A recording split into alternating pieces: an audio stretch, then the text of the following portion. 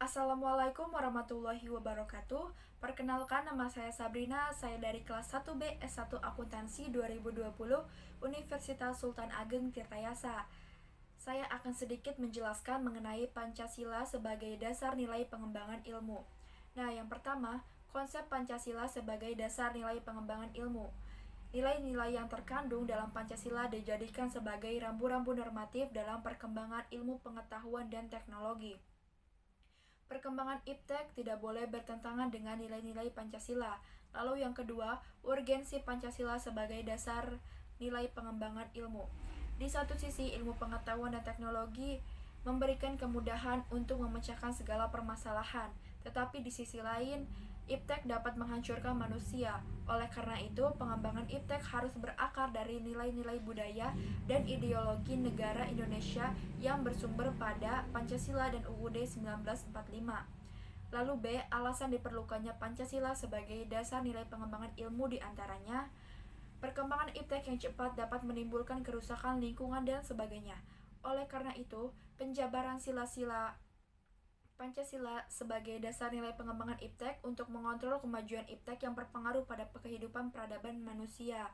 Lalu yang C, menggali sumber historis, sosiologis, dan politis tentang Pancasila sebagai dasar nilai pengembangan ilmu.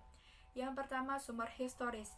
Sumber historis dapat ditelusuri pada awalnya dalam dokumen negara, yaitu pembukaan UUD 1945, alinea keempat yang di dalamnya terdapat kalimat mencerdaskan kehidupan bangsa. Itu mengacu pada pengembangan iptek melalui pendidikan, sehingga amanah tersebut haruslah berdasar pada nilai-nilai Pancasila. Lalu yang kedua, sumber sosiologis. Sumber sosiologis dapat ditemukan pada sikap masyarakat yang sangat memperhatikan dimensi ketuhanan dan kemanusiaan, sehingga manakala iptek tidak sejalan dengan nilai ketuhanan dan kemanusiaan, biasanya terjadi penolakan.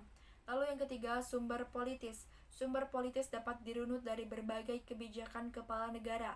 Presiden Soekarno mengaitkan langsung Pancasila dengan dimensi kemanusiaan dan hubungan antar ilmu dan amal.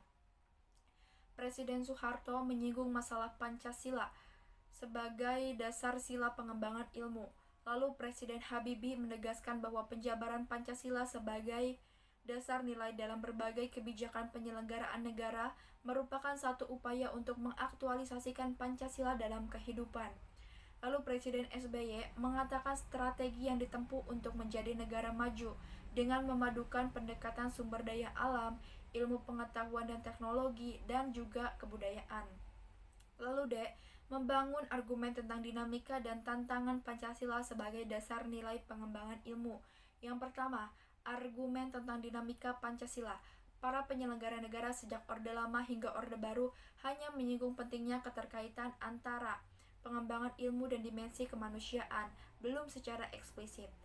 Nah, selanjutnya, kajian tentang Pancasila sebagai dasar nilai pengembangan ilmu baru mendapat perhatian secara eksplisit oleh kaum intelektual di beberapa perguruan tinggi. Lalu yang kedua, argumen tentang tantangan Pancasila.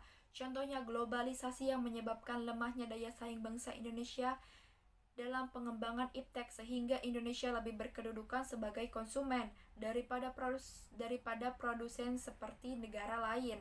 Lalu E, esensi Pancasila sebagai dasar nilai pengembangan ilmu. Pancasila sangat berperan dalam menseleksi dampak positif dan negatif sehingga esensial Pancasila yang berkaitan dengan iptek berguna untuk kesejahteraan masyarakat, seperti yang dikemukakan oleh Sudibyo dan kawan-kawan tahun 2014.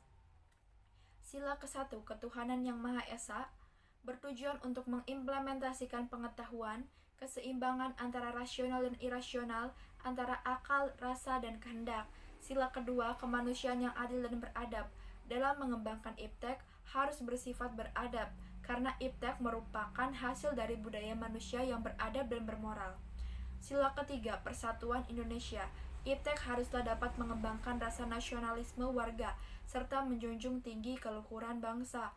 Sila keempat, kerakyatan yang dipimpin oleh hikmat kebijaksanaan dalam permusyawaratan perwakilan, yang bertujuan untuk dapat mendasari bagaimana perkembangan iptek secara demokratis.